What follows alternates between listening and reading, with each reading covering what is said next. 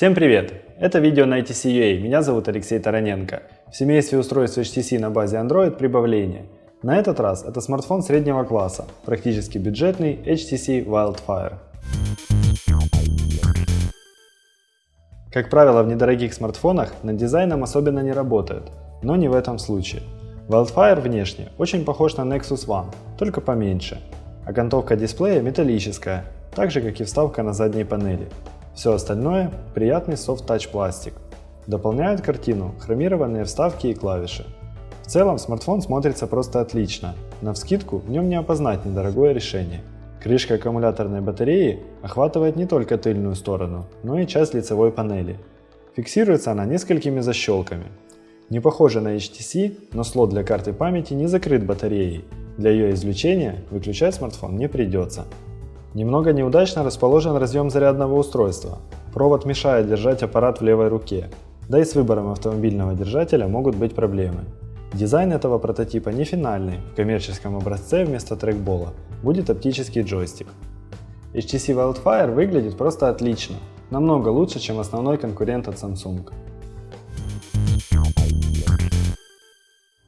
HTC Wildfire работает под управлением Android 2.1. Как обычно, ее дополняет собственный интерфейс HTC Sense.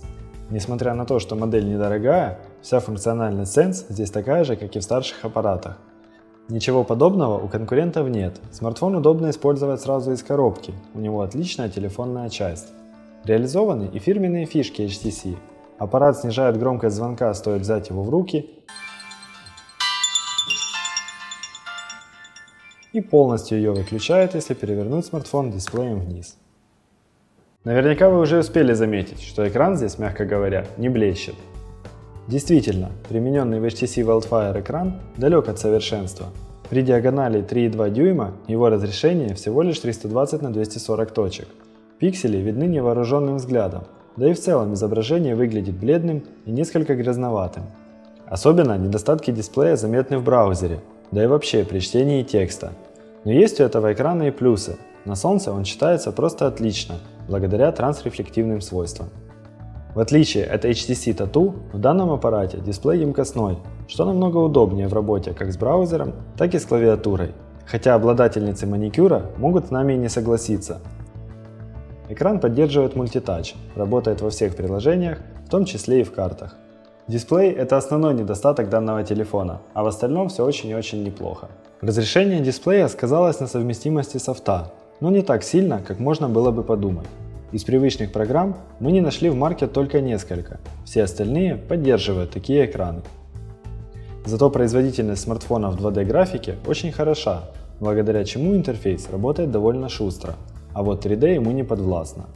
Равно как и неконвертированное видео. Памяти хватает практически всегда, проблем с этим нет. Мультимедийные функции на привычном уровне, музыкальный плеер собственный, красивый, но не слишком функциональный. Звук можно выводить на любые наушники, качество среднее, смартфон нельзя назвать музыкальным. 5-мегапиксельная камера имеет автофокус, зону фокусировки можно выбирать прямо на экране. Качество снимков также весьма среднее, возможно его поправят к финальной версии ПО. Любители слушать радио будут рады FM-тюнеру. Wildfire хорош внешне и весьма прилично оснащен, а интерфейс HTC Sense и вовсе не имеет аналогов. Но дисплей очень сильно портит впечатление. Мы настоятельно рекомендуем познакомиться со смартфоном вживую, прежде чем заказывать.